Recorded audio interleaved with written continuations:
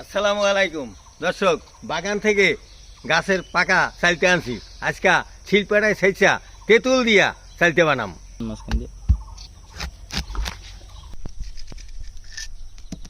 দর্শক, এবার আমি সুন্দর করে পিস পিস করে নেব।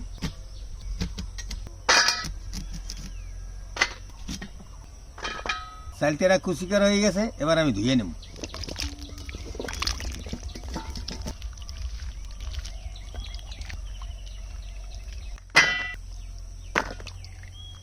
দর্শক, এবার কিন্তু শিল্পেটা সেইছিলাম।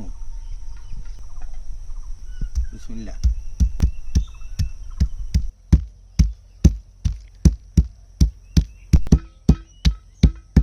শিল্পাটায় চালতে ছেঁচা হয়ে গেছে, পাকা চালতে ঘেরান ছুটতে গেছে।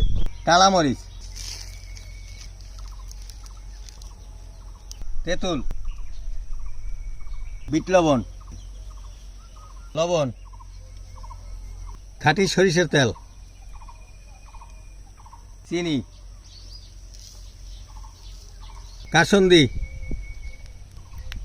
এবার মাইকেলম।